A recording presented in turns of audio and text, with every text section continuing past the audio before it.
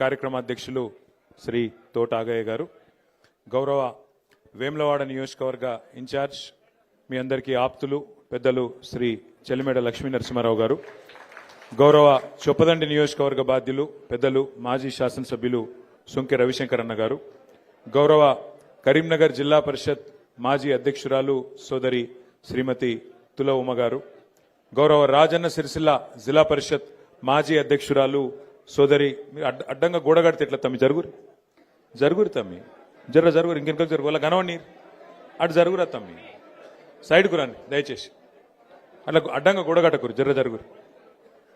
రాజన్న సిరిసిల్ల జిల్లా పరిషత్ తొలి అధ్యక్షురాలు మా సోదరి శ్రీమతి న్యాలకొండ అరుణా రాఘవరెడ్డి గారు, గౌరవనీయులు సెస్ చైర్మన్ గారు సోదరులు చిక్కాల రామారావు గారు, మార్క్ఫెడ్ మాజీ అధ్యక్షులు సోదరులు శ్రీ లోక బాపిరెడ్డి గారు, కరీంనగర్ జిల్లా పరిషత్ మాజీ ఉపాధ్యక్షుడు తమ్ముడు సిద్ధం వేణు గారు, గౌరవనీయులు మన సీనియర్ నాయకులు ఏనుగు మనోహర్ రెడ్డి గారు, సిరిసిల్ల పట్టణ పార్టీ అధ్యక్షులు జిందం చక్రపాణి గారు, గౌరవనీయులు తంగలపల్లి మండల అధ్యక్షులు శ్రీ గజబింకర్ రాజన్న గారు, వేదికపైన ఆసీనులైన సెస్ ఉపాధ్యక్షులు సోదరుడు తిరుపతి గారు, సెస్ డైరెక్టర్లు, వివిధ మండలాల పార్టీ అధ్యక్షులు, అట్లాగే మాజీ జెడ్పీటీసీలు, మాజీ ఎంపీపీలు, గౌరవ రాష్ట్ర మరియు జిల్లా స్థాయి సీనియర్ నాయకులు, వేదిక ముందున్న మరి ఈరోజు ముఖ్యంగా పెళ్లి కొడుకులు పెళ్లి కూతుర్లు ఎవరైతే కొత్తగా సర్పంచులుగా గెలిచిన మా ఆడబిడ్డలకు అన్నదమ్ములకు పేరు పేరున ఉప సర్పంచులకు వార్డు సభ్యులకు పేరు పేరున అందరికీ పార్టీ తరఫున శుభాకాంక్షలు. మా అందరి తరఫున కూడా గట్టిగా సపోర్ట్లు కొట్టాలి జరు హృదయపూర్వకమైన అభినందన. వేములవాడ నియోజకవర్గంలో 40 మంది సర్పంచులు గెలిచినారు, వారందరికీ ఒకసారి గట్టిగా చప్పట్లు. అట్లాగే తంగళ్లపల్లి మండలంలో 20 మంది సర్పంచులు గెలిచినారు, వారికి కూడా గట్టిగా చప్పట్లతో అభినందనలు. బోయిన్పల్లి మండలంలో 9 మంది గెలిచినారు, వారికి కూడా హృదయపూర్వకంగా అభినందనలు. ఇల్లంతకుంట మండలంలో 14 మంది గెలిచినారు, వారికి కూడా గట్టి కొట్టాలి సప్పట్లు.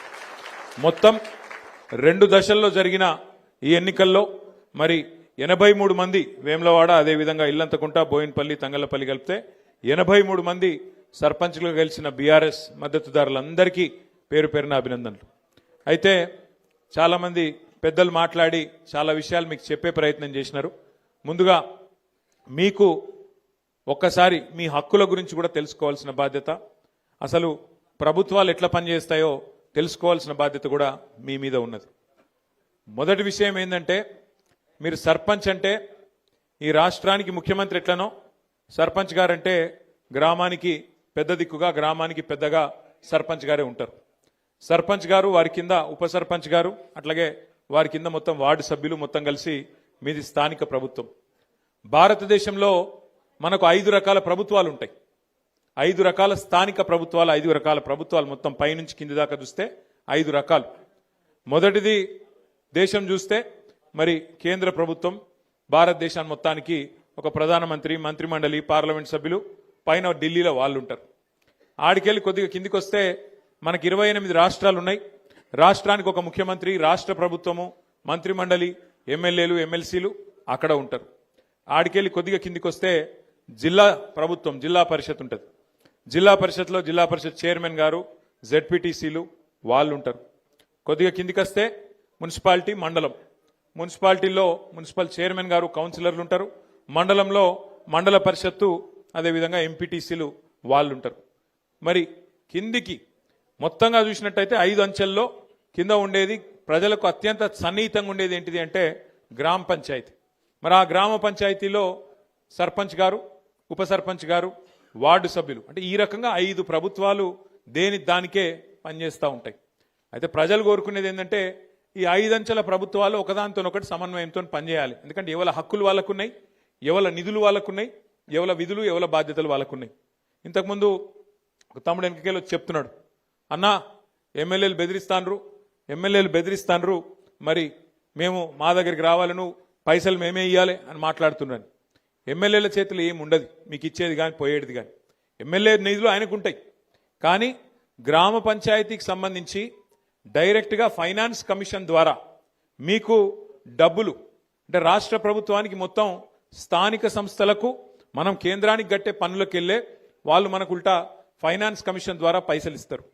ఆ ఫైనాన్స్ కమిషన్ ద్వారా వచ్చే పైసలల్లా 70% పైసలు డైరెక్ట్గా గ్రామ పంచాయతీకి వస్తాయి, 20% పైసలు మండల పరిషత్కి వస్తాయి, 10% జిల్లా పరిషత్కి వస్తాయి.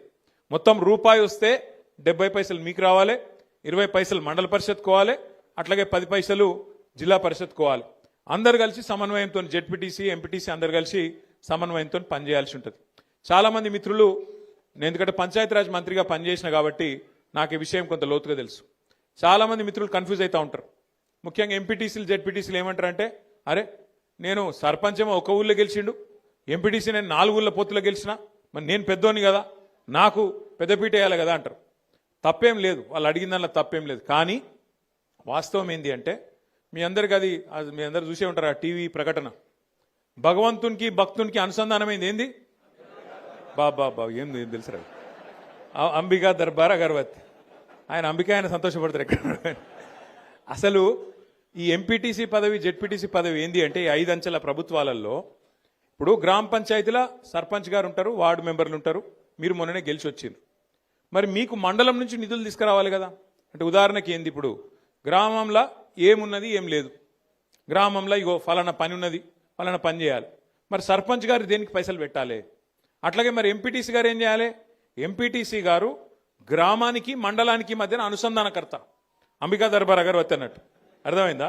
అంటే గ్రామానికి మండలానికి ఇప్పుడు నేను చెప్పినట్టు 70 పైసలు గ్రామానికి వస్తాయి ఫైనాన్స్ కమిషన్ పైసలు, 20 పైసలు మండలానికి పోతాయి, 10 పైసలు జిల్లా పరిషత్కి పోతాయి. మరి ఆ 20 పైసలు ఏ గ్రామంలో ఎట్లా పెట్టాలి, ఎంపీటీసీ గారు స్థానిక సర్పంచ్తో ఎట్లా కలిసి పనిచేయాలి, ఇది ఆ అనుసంధానమైన బాధ్యత. ఎంపీటీసీ గారు గ్రామానికి మండలానికి అనుసంధానంగా ఎంపీటీసీ గారు ఉండాలి. మరి జెడ్పీటీసీ గారు ఏం చేయాలి, ఆల్రెడీ మండల పరిషత్ అధ్యక్షుడు ఉంటాడు, మండలానికి ఒక ఎంపీపీ ఉంటారు, ఎంపీటీసీలు ఉంటారు. మరి జెడ్పీటీసీ ఏం చేయాలి, జెడ్పీటీసీ ఏం చేయాలంటే మండలానికి జిల్లా పరిషత్కు అనుసంధానం జెడ్పీటీసీ గారు.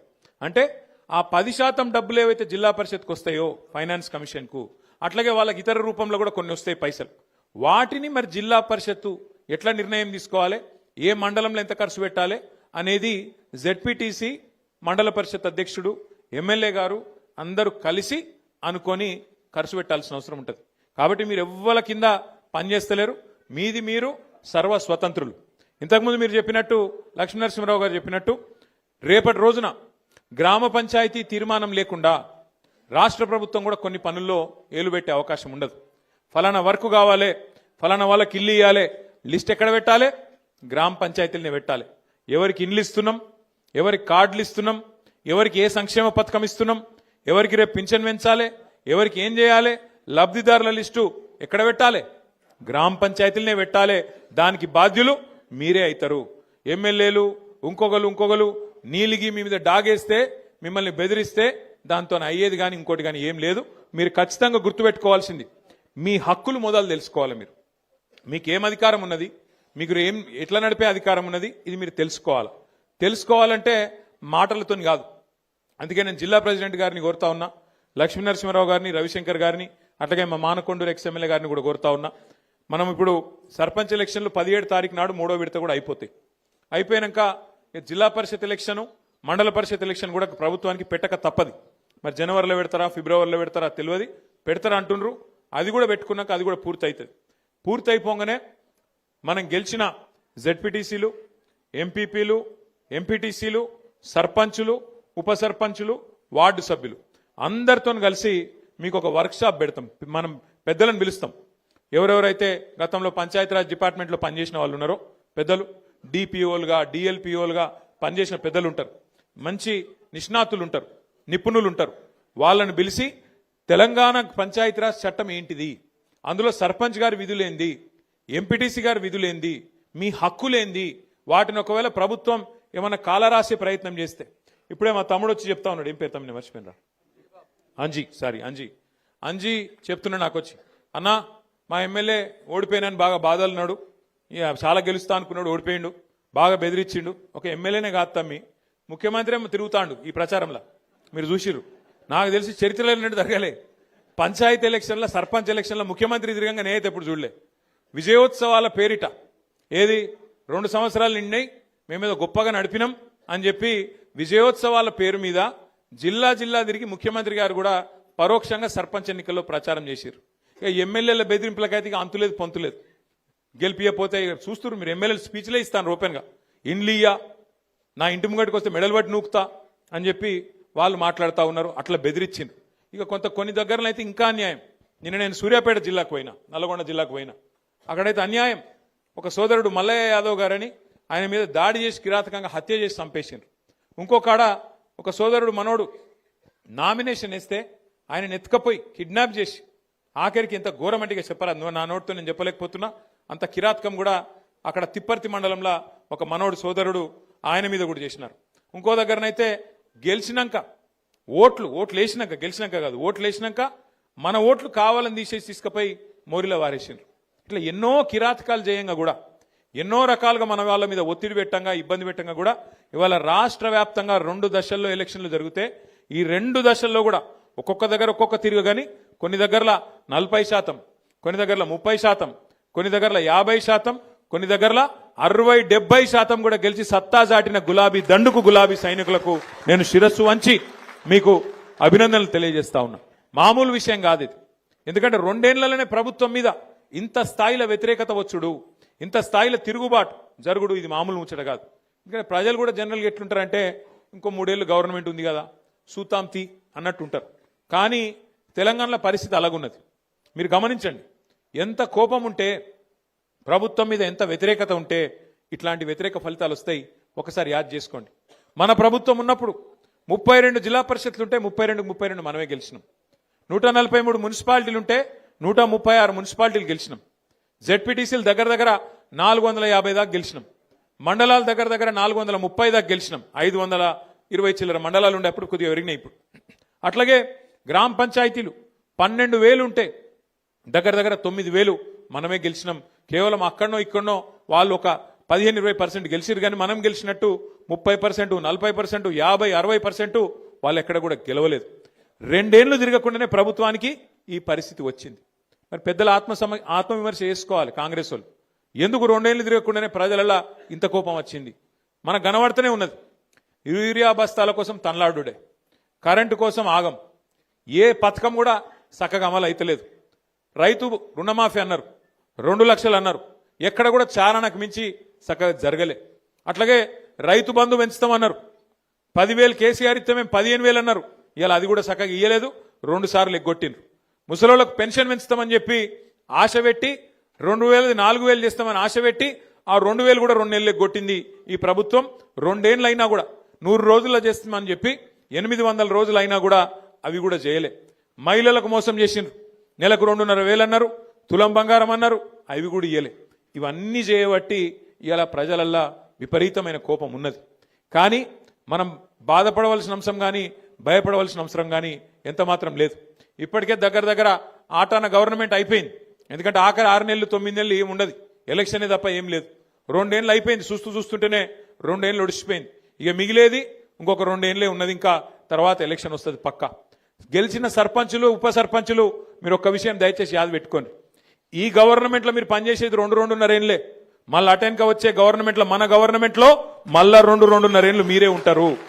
కాబట్టి దబ్బన వీళ్ళు ఏమైనా కొద్దిగా కష్టపెట్టినా, కొద్దిగా ఇబ్బంది పెట్టినా 1 సంవత్సరం ఓర్చుకోవాలి అంతే. అటెన్కా ఏముండదు, వీళ్ళది అటెన్కా ఏముండదు. మీకు వచ్చే పైసలు ఎట్లాగొస్తాయి? గ్రామ పంచాయతీకి రావాల్సిన డబ్బులు కేంద్ర ప్రభుత్వం నుంచి, రాష్ట్ర ప్రభుత్వం నుంచి మీ హక్కుగా రావాల్సిన పైసలు, ఫైనాన్స్ కమిషన్ ద్వారా రావాల్సిన పైసలు ఎవడు ఆపలేడు. ఆది శ్రీనివాస్ ఆపలేడు, రేవంత్ రెడ్డి ఆపలేడు, నరేంద్ర మోడీ కూడా ఆపలేడు. ఎందుకంటే అది రాజ్యాంగం, అంబేద్కర్ రాసిన రాజ్యాంగం ఆధారంగా మీకు రావాల్సిన పైసలు బరాబర్ వస్తాయి. ఏమన్నా అయ్యా కూడా ఆపలేడు అది. కానీ ఏమన్నా గిట్లనే ఆడనో ఈడనో బెదిరించే ప్రయత్నం చేస్తారు. వీళ్ళు చాలా లంగాలు కాంగ్రెస్ వాళ్ళు. వాళ్ళ మాటినకపోతే ఏం చేస్తారు? సర్పంచ్ గారిని ఏదో ఒక దానిలో ఇరికిచ్చి వాళ్ళని సస్పెండ్ చేయాలి. ఎందుకంటే అధికారం కదా, సస్పెండ్ చేయాలి. సస్పెండ్ చేసి ఉప సర్పంచ్ వాళ్ళ మనిషిని పెట్టుకోవాలి, వాళ్ళకు బాధ్యత ఇవ్వాలని చెప్పి లంగ కథలు చేస్తారు. అందుకే మనకు కూడా తెలివి ఉంది కాబట్టి, భగవంతుడు వాళ్ళకే కాదు మనకు కూడా తెలివితేటలు ఇచ్చిండు కాబట్టి నేనేం చెప్తున్నా అంటే, జిల్లాల వారీగా సర్పంచులకు అండగా నిలబడతందుకు ప్రతి జిల్లాలో లీగల్ సెల్ ఏర్పాటు చేస్తాం. ఎక్కడ ఎవడన్నా మిమ్మల్ని సస్పెండ్ చేసే ప్రయత్నం చేస్తే వెంటనే 1 సెకండ్ కూడా మీరు ఆలస్యం చేయకండి. జిల్లా పార్టీ ఆఫీస్ ఇక్కడనే మీకు పక్కనే ఉన్నది. ఇక మన జిల్లా గింతనే జిల్లా, చిన్న జిల్లా, 12 మండలాలు, 2 మున్సిపాలిటీలు, చాలా చిన్న జిల్లా మనది. వెంటనే అర్ధగంట లోపల మీరు ఇక్కడికి రావచ్చు. లక్ష్మీ నరసింహారావు గారిని, రవిశంకర్ గారిని, రసమై బాలకృష్ణ గారిని, మా తోట ఆగయ్య గారిని నేను కోరుతా ఉన్నా. ఎక్కడ ఏ ఊర్లో చిన్న ఇప్పుడు 83 మంది మాత్రమే కాదు, ఇంకా 17 నాడు మళ్ళీ ఎలక్షన్ ఉంది, మళ్ళా జోరుదారు గెలుస్తాం, నాకే అనుమానం లేదు. ఎక్కడ చిన్న సమస్య వచ్చినా సర్పంచ్ గాని ఉప సర్పంచ్ గాని వెంటనే ఇక్కడ లీగల్ సెల్ యాక్టివేట్ చేయాలి, వెంటనే కోర్టుకు పోవాలి, మన హక్కుల కోసం మనం కొట్లాడాలి. ఈ విషయంలో రాజీ పడొద్దని చెప్పి నేను కోరుతున్నా. మీకు కూడా ఏ గ్రామంలో నన్ను ఎవడన్నా ఇబ్బంది పెడితే, అధికారో ప్రభుత్వంలో ఉన్న పెద్దలో ఇబ్బంది పెడితే ఒక సెకండ్ కూడా మీరు ఆలస్యం చేయొద్దు, మీ ఇన్ఛార్జ్ గారికి వెంటనే చెప్పాలి. చెప్పి అన్నాగో ఇట్లా చేస్తున్నారు, వీళ్ళు ఆగం చేస్తున్నారు అని చెప్పి వెంటనే మీరు స్పందించి ఎక్కడ వాళ్ళు అక్కడ హుషారుగా కాపాడుకోవాలి. ఎందుకంటే గెలిపించడం ఒక్కడే కాదు కదా, గెలిచినాక కాపాడుకుంటూ కూడా మన బాధ్యత. మన హక్కులు తెలుసుకోవాలి, మన హక్కుల కోసం కొట్లాడాలి. ఖచ్చితంగా రాజ్యాంగం ఆధారంగా మనకు ఏదైతే రావానో వాటిని బ్రహ్మాండంగా వసూలు చేయాలి, బ్రహ్మాండంగా హక్కులు తీసుకోవాలి. అయితే ఇంకొక మాట కూడా నేను మీకు విజ్ఞప్తి చేస్తున్నా. 10 ఏళ్లలో మనం ఏం చేసినాం, ఇవాళ ఈ 2 ఏళ్లలో ఈ ప్రభుత్వం ఏం చేసింది గ్రామాలకు ఒక్కసారి నాకంటే బాగా మీకే తెలుసు, ఒకసారి యాద్ చేసుకోండి, ప్రజలకు కూడా యాద్ చేపియండి. 10 ఏళ్లలో మన ప్రభుత్వం ఉన్నప్పుడు భారతదేశానికే ఆదర్శంగా పల్లెలను నిలిపిండు కేసీఆర్ గారు. ఇదేదో నేను మనకు మనమే కితాబిచ్చుకుంటలేం, మనకు మనమే సర్టిఫికెట్ ఇచ్చుకుంటలేం. మన రాజన్న సిరిసిల్ల జిల్లా పరిషత్కు కేంద్ర ప్రభుత్వమే ఉత్తమ జిల్లా పరిషత్ అవార్డు కూడా మన జిల్లాకే ఇచ్చింది, యాద్ చేసుకోండి మీరు ఒక్కసారి. అట్లాగే భారతదేశంలో జనాభా పరంగా చూసుకుంటే మన జనాభా ఎంత, మనం 3% కంటే తక్కువ ఉంటాం. మొత్తం దేశం జనాభా 145 కోట్లు అయితే మనం 4 కోట్లు, అంటే 3% కంటే తక్కువ. కానీ 3% కంటే తక్కువ జనాభా ఉన్న రాష్ట్రం కేంద్రం పంచాయతీ రాజ్ అవార్డులు ఏది ఉత్తమ పంచాయతీలు ఎక్కడున్నాయని ప్రకటిస్తే 3% కంటే తక్కువ జనాభా ఉన్న రాష్ట్రం 30% అవార్డులు కొట్టినాం మనం కేసీఆర్ గారి నాయకత్వంలో ఉత్తమ పంచాయతీలు. మరి ఇది భారతదేశంలోనే రికార్డు, ఏ ప్రభుత్వం కూడా ఇంతవరకు సాధించలేదు రికార్డు. ఎట్లొచ్చినాయి అవార్డులు? మరి ఉత్తగానే వచ్చినాయా, పైరవి చేస్తే వచ్చినాయా? కాదు, పని చేస్తే వచ్చినాయి. ఏం పని చేసినాం? ప్రతి ఊళ్ళో ఒక నర్సరీ పెట్టినాం, ప్రతి ఊళ్ళో ఒక డంప్ యార్డ్ పెట్టినాం, ప్రతి ఊళ్ళో ఒక ట్రాక్టర్ పెట్టినాం, ప్రతి ఊళ్ళో ట్యాంకర్ పెట్టినాం, ఒక ట్రాలీ పెట్టినాం, ప్రతి ఊళ్ళో ఒక శ్మశాన వాటిక పెట్టినాం, ప్రతి ఊళ్ళే ఒక పల్లె ప్రకృతి వనం కట్టినాం. ప్రతి ఊరికి ఒక ప్రణాళిక, మన ఊరు మన ప్రణాళిక అనే ఒక ఆలోచన తీసుకొచ్చి ఎవల నిధులెన్ని ఎవల విధులేంది అని డిసైడ్ చేసి నెల నెల టంచన్గా మనకు ఫైనాన్స్ కమిషన్ నుంచి వచ్చే పైసలు బ్రహ్మాండంగా గ్రామ పంచాయతీలకు అందజేసినాం. అందజేస్తే ఏం జరిగింది? పని జరిగింది. ఒక చెట్టు పెడితే చెట్టు చచ్చిపోవద్దు అని చెప్పి హరితహారం కార్యక్రమం ప్రారంభిస్తే కేసీఆర్ గారు పంచాయతీరాజ్ చట్టంలో పెట్టిండు. ఏమని? 85% చెట్లు బతకాలే, బతికేటట్టు చూసుకునే బాధ్యత సర్పంచులు, ఉప సర్పంచులు, వార్డు సభ్యులు మీరే తీసుకోవాలని. ఇలా కొన్ని ఊర్లు తిరుగుతుంటే నిజంగా కడుపు నిండినంత సంతోషం అవుతుంది. ఆ పెరిగిన చెట్లు, ఏపుగా పెరిగిన చెట్లు అద్భుతంగా నీడనిస్తుంటే, మన పిల్లలకు రక్షణ ఇస్తుంటే గొప్పగా హృదయం ఆనందంతో ఉప్పొంగిపోతుంది. నిన్న నేను సూర్యాపేట జిల్లాకు పోయి ఆడికెళ్ళి మన తుంగతుర్తి పోయి తుంగతుర్తికి వెళ్ళి సూర్యాపేట పోతుంటే అక్కడ మధ్యలో ఒక ఊర్లో ఆగిన, మనోళ్ళు ఆపితే అక్కడ అప్పుడే ఎలక్షన్ అయింది, కౌంటింగ్ అవుతుంది, మనోళ్ళు ఆపినరు, ఆగిన నేను ఆగితే ఆ ఊరు పేరు ఏపూరు. ఆ ఏపూరు అనే గ్రామం నిజంగా ఎంత గొప్పగా అనిపించిందంటే నాకు, మంచిగా ఆడ చెక్ డ్యామ్ కట్టిరు. ఆ చెక్ డ్యామ్ పక్కన మొత్తం నీళ్ళు ఆగి ఉన్నాయి, మంచిగా బతుకమ్మ ఘాటు కట్టుకున్నారు, ఆడ మంచి ఇట్లా మెట్లు కట్టుకున్నారు. పెద్ద ఊరు, దగ్గర 3000 ఓట్లు ఉంటాయి, పెద్ద ఊరు. ఆ ఊళ్ళే మొత్తం ఒక వైకుంఠ ధామం కట్టిరు, ఒక పెద్ద శివుని విగ్రహము, వైకుంఠ ధామం, మంచి కాంపౌండ్ వాళ్ళు, బ్రహ్మాండంగా ఉత్తమ గ్రామ పంచాయతీగా వాళ్లకు దేశంలోనే అవార్డు వచ్చింది. అట్లా ఆ తీరుగా పనిచేయాలి చేస్తే. ఎందుకంటే సర్పంచ్ చేయాలి, మీరు గెలిచిరు, సంతోషం, 5 ఏళ్లకు మీరే ఉంటారు, గ్రేటు.